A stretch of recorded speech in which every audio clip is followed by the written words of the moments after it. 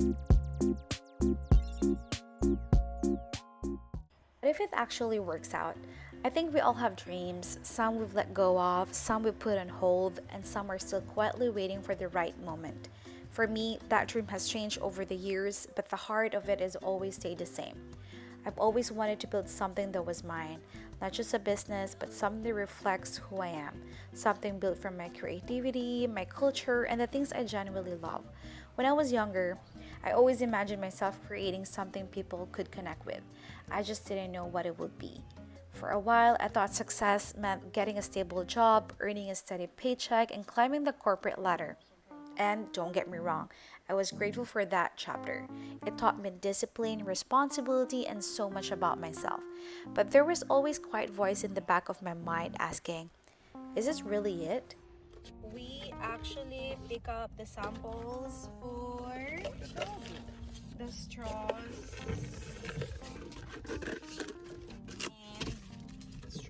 and and the cups. I love the cups. It's so thick, right, Nick? It's quite thick. So this is like 16 ounce, and there's a lid as well. Sorry about my face, but yeah, pick it up. I'm so excited.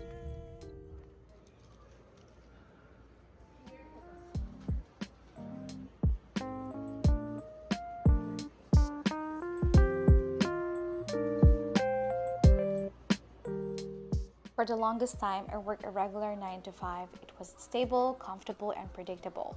But every day I found myself thinking there has to be something more.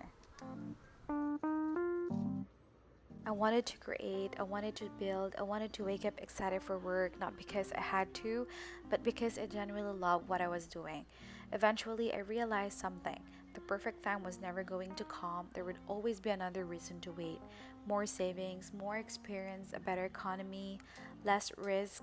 But if I kept waiting until everything felt certain, I might never start at all. So I made one of the biggest decisions of my life. I quit my 9 to 5. Not because I had everything figured out, I didn't. I still don't. I quit because I'd rather take a chance on myself than spending years wondering, what if? And honestly, it's been one of the best decisions I've ever made. Not because entrepreneurship is easy, it's actually one of the hardest things I've ever done. There are days where I question everything. Days where one email can completely change my mood. Days where I feel incredibly motivated. And days where I wonder if I'm doing enough. Starting a business is exciting, but it's also lonely because every behind Instagram post, every static photo, every beautiful photos you post, there's something worrying about inventory, calculating costs, replying to emails at midnight, trying to figure out permits, wondering if customers will actually show up. People often see the final drink, they don't see the hundreds of tiny decisions behind it. And that's exactly why I wanted to make this video. Not just to show pretty moments, but the real ones too. My passion for matcha slowly turned into something much bigger. What I started as making a matcha at home became an obsession with learning everything I could about it. I spent countless hours researching from different farms, different grades, watching videos from the two producers, reading reviews, comparing colors, comparing aromas, trying to understand what actually makes a good matcha good. I ordered sample after sample. Some were too bitter, some looked vibrant when tasted flat, some smelled incredible but were simply too expensive for a small business. I wasn't looking for the most expensive matcha. I was looking for the right one. A matcha that tasted smooth, had a beautiful aroma, a vibrant green color, and one that I could proudly serve with charging a reasonable price because I wanted quality to be something people could actually afford. I wanted someone to take their first sip and think, wow, this is actually different.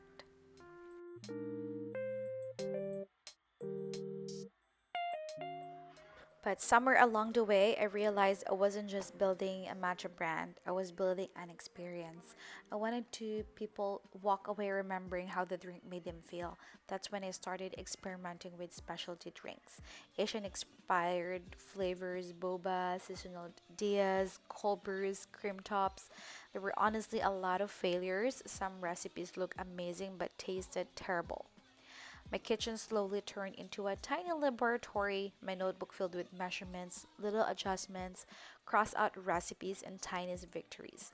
And surprisingly, those were some of my favorite days because every failed recipe brought me one step closer to the menu I had imagined.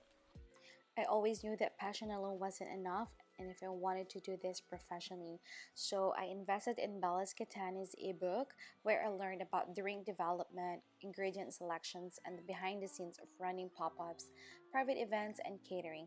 Her guidance inspired me to be more intentional in building love at first sip. And that's how Love at First Sip was born.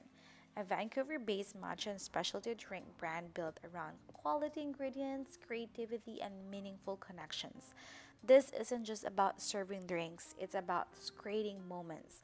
Whether someone is celebrating something, meeting a friend, having a hard day, or simply treating themselves. I hope our drinks become part of those little moments because sometimes the smallest moments become the ones we remember most.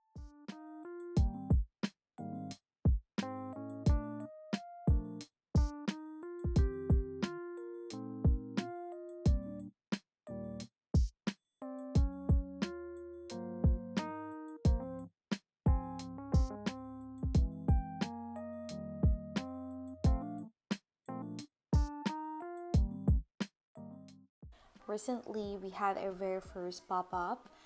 To be honest, I was terrified. I questioned whether people would even stop by, whether they like the drinks, whether all the months of planning would be worth it.